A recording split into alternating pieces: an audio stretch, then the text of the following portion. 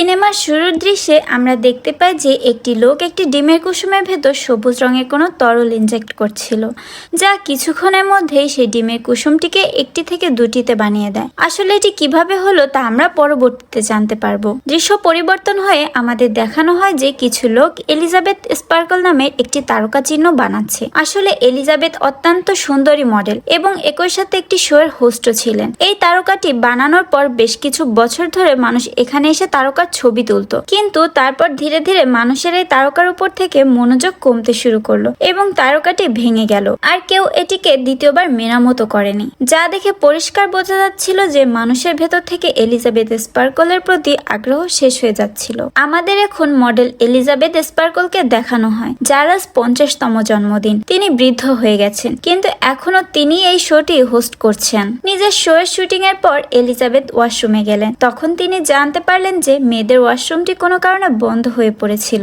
এই জন্য তিনি বাধ্য হয়ে পুরুষদের ওয়াশরুমে চলে গেলেন, যেখানে শো এর ডিরেক্টর চলে এলেন। তিনি সেখানে নিজের ফোনে কথা বলতে বলতে চিৎকার করে বলছিলেন যে এলিজাবেথ আর আগের মতো নেই, যার কারণে আগে তাদের টিআরপি অনেক বেশি ছিল, এখন তাদের টিআরপি ক্রমাগত নিচে নেমে যাচ্ছে। এজন্যই আমাকে এখন এলিজাবেথকে বদলে ফেলতে হবে। আমার কোনো নতুন, তরুণ এবং অত্যন্ত সুন্দরী মেয়ে চাই, যাতে তার শোটি ভবিষ্যতে আগের মতো জনপ্রিয় হতে পারে। এই কথা শোনার পর তো এলিজাবেথের মন ভেঙেই যায়। নিজের যে সৌন্দর্যের ওপর তার অহংকার ছিল তা আজ শেষ হয়ে গিয়েছিল। তিনি গভীর মনোযোগ দিয়ে আয়নায় নিজের দিকে তাকিয়ে রইলেন। তার চেহারায় এখন অনেক বলি রেখা চলে এসেছিল। নিজের তরুণ বয়স হারিয়ে ফেলার দুঃখ তো ছিলই, কিন্তু এখন আরো একটি দুঃখ যোগ হলো যে তাকে শো থেকে বের করে দেওয়া হচ্ছিল। এলিজাবেথ এভাবে হার মেনে সবকিছু ছেড়ে দেওয়ার মতো মানুষ ছিলেন না। তিনি প্রথমে ডিরেক্টরের সাথে দেখা করতে যান, যেখানে ডিরেক্টর বলে যে দেখো এলিজাবেথ, আমি তোমাকে কোনো সাহায্য করতে পারবো না, কারণ আমার শো চলে সাধারণ মানুষের উপর ভিত্তি করে। এজন্য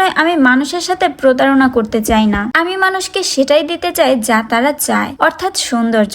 আর এখন সেটা তো তোমার মধ্যে আর অবশিষ্ট নেই। পরের পার্ট দেখতে চাইলে চ্যানেলটি সাবস্ক্রাইব করে পাশে থাকা বেল আইকন বাজিয়ে দিন এবং কমেন্টে লিখুন নেক্সট পার্ট।